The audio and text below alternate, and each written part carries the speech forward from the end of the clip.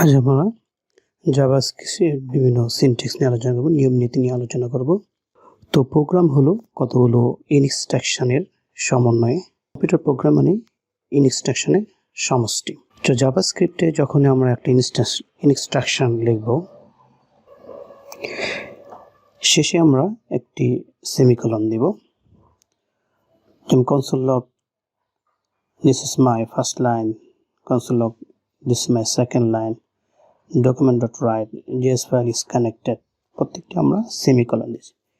এখন আমরা যদি আউটপুট দেখি, কিন্তু এখন যদি এই সবগুলো লাইন যদি একসাথে লিখি তাও লেখা যায়, কিন্তু প্রত্যেকটা লাইনের শেষে সেমিকোলন থাকতে হবে, তবে আমরা এক লাইনে লিখতে পারবো, তো আউটপুট হিসেবে দেখা যাবে। কিন্তু এখন যদি আমরা সেমিকোলন যদি উঠিয়ে দেই, তাহলে লাইনগুলো দেখা যাবে না, একটা ইরর আসবে। তো এই জন্য হলো প্রতিটা লাইনের শেষে আমরা সেমিকোলন ব্যবহার করব।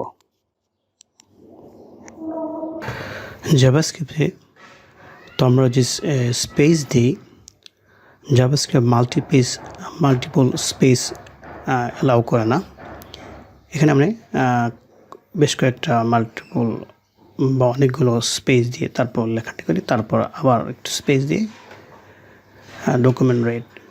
তো একটা স্পেস সে গ্রহণ করবে, মাল্টিপল হোয়াইট স্পেস সে গ্রহণ করবে না। এখন আমরা ডিসপ্লেতে যাই, এই যে দেখা যাবে একটি মাত্র লাইন দেখা যাচ্ছে। জাভাস্ক্রিপ্টে আরেকটি নিয়ম বা সিনট্যাক্স হচ্ছে যে স্ট্রিংয়ের ভিতরে যা লিখব সেটাই আমাদের ডিসপ্লেতে দেখা যাবে, সেটা হোক সিঙ্গেল কোটেশন অথবা ডাবল কোটেশন। তো আমরা কিছু লিখি দেখা যাচ্ছে, তো এখানে সিঙ্গেল কোটেশনের ভিতর সিঙ্গেল কোটেশন যদি আমরা দেই তাহলে দেখা যাবে না। তবে আমাদের কি করতে হবে, সিঙ্গেল কোটেশনের ভিতরে আমরা ডাবল কোটেশন দেব, অথবা ডাবল কোটেশনের ভিতরে আমরা সিঙ্গেল কোটেশন ব্যবহার করব। তবে যখন আমরা নাম্বার লিখব, তো নাম্বারের উপরে আমাদের কোটেশন লেখার কোনো প্রয়োজন নেই, সেটা হোক দশমিক আকারে অথবা ইন্টিজার আকারে বা পূর্ণসংখ্যা আকারে, এভাবে আমরা লিখতে পারি।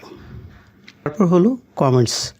আমরা যে লাইনটাকে আমরা দেখতে চাচ্ছি না সেটাকে আমরা কমেন্টস হিসেবে লিখব। কমেন্টস লিখে নিয়ম হলো ডাবল স্ল্যাশ কোন লাইনের আগে যদি আমরা ডাবল স্ল্যাশ দিই তাহলে ওটা ডিসপ্লেতে দেখা যাবে না।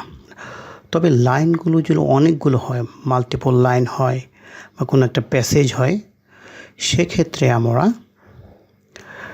স্ল্যাশ দিয়ে একটা স্টার দিব, তারপর শেষের লাইনের আগে স্টার দিয়ে আমরা স্ল্যাশ দেব। এই যে আমরা দেখি এই যে লাইনগুলো আমাদের আর দেখা যাচ্ছে না। তো আমরা শিখলাম যে কোনো লাইন অথবা কোডকে ইগনোর করার জন্য যদি একটা লাইন হয় তবে আমরা ডাবল স্ল্যাশ ইউজ করব, আর যদি মাল্টিপল লাইন বা মাল্টিপল কোড হয় তাহলে আমরা স্ল্যাশ দেব এবং একটা স্টার দিব, এবং সব শেষে একটা স্টার দিব, পরে আবার একটা স্ল্যাশ দেব। তো সকলকে ধন্যবাদ।